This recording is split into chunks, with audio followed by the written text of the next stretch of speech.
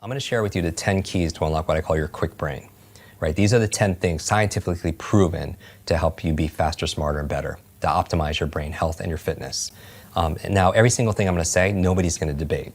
Right? They're going to say, yes, of course. But common sense is not common practice. So what I'm going to ask people who are watching this is to rate yourself 0 to 10. How well am I doing in this one area? Like in terms of how I'm eating or exercising or something. And then you'll notice, everyone wants to know what the magic pill is. There's no magic memory pill. They're magic memory processes, right? And everyone wants to know the one silver bullet. You have to do all of these things because that's what falls within the focal point, meaning the 80-20 rule, the 20% that gives you 80% of the results and the rewards. So really fast, the 10 keys for unlocking your Kwik brain. People don't even have to write it down because I'll teach them how to memorize them, cool. Right?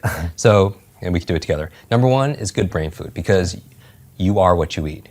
What you eat matters, especially to your gray matter. What you eat matters, especially your gray matter. So we did a whole episode on my top 10 favorite brain foods, and I show people how to memorize it in 2 minutes. I mean, it's wild, but there's certain foods that are really good for your brain, and you probably eat most of these foods. Blueberries is like, I call them brain berries, and avocados and the good fats and all of them. Okay. So there's 10 of them that I recommend, and so they're really neuroprotective and such, including dark chocolate. It's good for your mood, is generally good for your mind. But so a good brain diet is number one. So just rate yourself on a scale of 0 to 10. How good is your diet? All right, number two is killing ants. Automatic negative thoughts, your self-talk. And so what I would recommend people, 0 to 10, how's that feel? How well are you doing? And not only that, but maybe going on a little fast or a cleanse. Like we cleanse the food we eat and things we put in our body, but what about the thoughts that we're putting in our body? Try to do 30 days of no negative thoughts. I mean, yeah, 1 day. Or not complaining or something like no that. Complaining challenge, because it's just, again, people so addicted to these things like, complaining and whatever you're rehearsing, you're literally rewiring your brain to get more of that. It's not law of attraction. There's a law of action that's going on. That makes it, because all behavior is belief driven.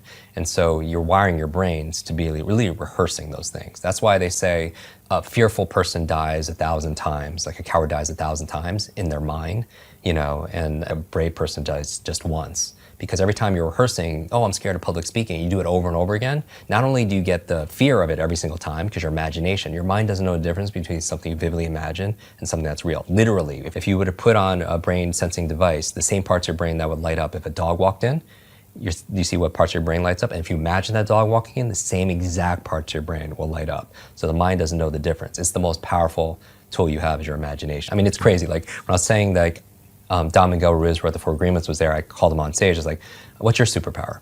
And he was like, Jim, my superpower is like everyone's superpower here. It's the superpower of imagination, right? Because knowledge is what is, but imagination is really what could be.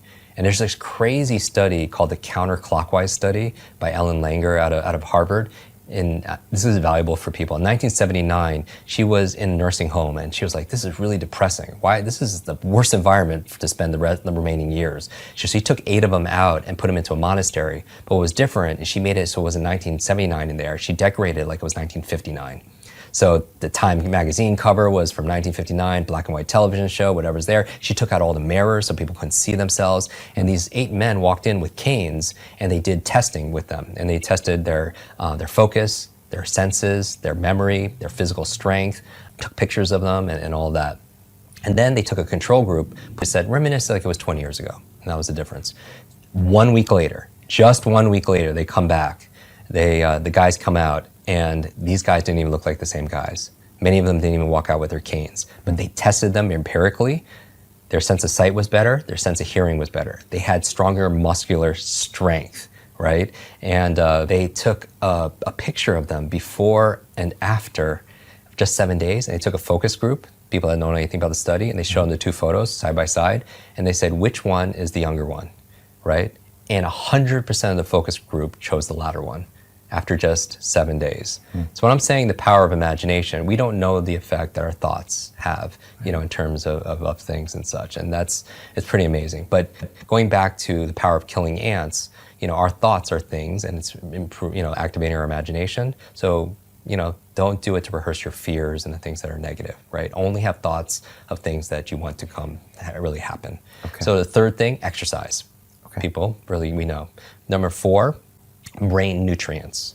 And this is a subject that comes up because a lot of people travel, they have fast food lifestyles, and but maybe they're lacking in certain supplements. And what I would say is, I'm not a nutritionist, but go to a doctor, a good functional medicine doctor, have a blood test. And I say the same thing for diet. When people say what's the best, do food sensitivity tests. See what your blood says. Red, yellow, green. Red, stay away from. Yellow, sparingly. Green, and see how you flourish on it afterwards, right? And then test it. But same thing with nutrient profile. You can see what you're deficient in. Because if you're low on B vitamins, if you're low on DHA, then you're going to have cognitive issues, right? So supplement. Number 5, positive peer group. We know who you spend time with is who you become. And it's not just a positive thinking, affirmation quote. Literally, you have mirror neurons, and your mirror neurons in your nervous system is when you could watch a sport or watch a movie and you could feel what they feel.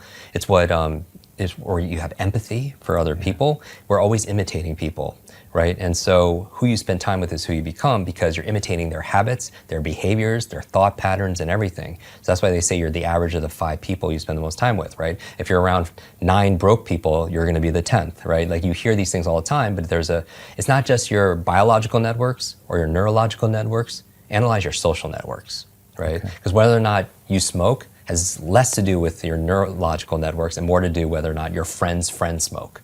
It's going to have more of an influence. 6th thing for your brain, clean environment. We know a clean environment is good for your brain. At an anecdotal level, when you clean your desk or you clean your laptop off, you have clarity of thought, right? But I don't just mean that. I mean clean air, clean water, because there's a lot of pollutants that's not good for your cognition, right? 7, sleep. This is a big one for so many people, Brian. I don't know how your sleep is, but it's getting better. Yeah. Yeah, but I've always tried to hack it and work on it. And I've done the screen thing and the blue light, but look, it can be better. Yeah. I mean, sleep is so important for your brain for 3 reasons. Number 1 is where you consolidate short to long-term memory. Everyone who pulled an all-nighter back in university, that hurt you because you need that sleep. Number 2, it's where you clean out the plaque that could lead to brain aging challenges. And that's what the latest research is saying in terms of leading to dementia and such. And then the 3rd reason, and you dream. And here's the thing, you're like, what does that have to do with anything, Jim? It's like, you don't know how many amazing ideas and invention, literature, works of art came in dream states. Like, did you know, like I mentioned Mary Shelley, here in London, Frankenstein came to her in a dream. Paul McCartney came up with Yesterday in his dream. Like a chemist came up with the periodic table in his dream. Elias Howe created the sewing machine in his dream, right? Like, what are you dreaming about late at night? Because when you are working all day and you're learning all day, your brain doesn't shut off at night. At night, it's more active. People don't realize that. You think it's just not happening. It's actually more active, and it's coming up with solutions, and it's integrating stuff in the form of dreams. But when you wake up, most people forget their dreams. You write your dreams down when you wake up? I do. I have 6 things I do. In my morning routine episode, where I talk about the very first thing I do is the 6 steps on how to remember my dreams, because there's gems in there. Every single day, there are insights and inventions and things that my unconscious is just, and that's how you can get like all that extra time back, through that. And we did an episode on lucid dreaming, how to be aware and awake but still get rest. But so all this is important, but sleep. Number 8 is brain protection, meaning that, like I work with a lot of athletes, high performer athletes. Concussions are a big deal, right? And I've had a number of TBIs, traumatic brain injuries. But not just that, I did a whole episode on electromagnetic fields. Like, people don't realize that like our smart devices, like our brains didn't really evolve to have like all this electricity like right by our brains, And I read recently that 90% of kids sleep with their phones underneath their pillows.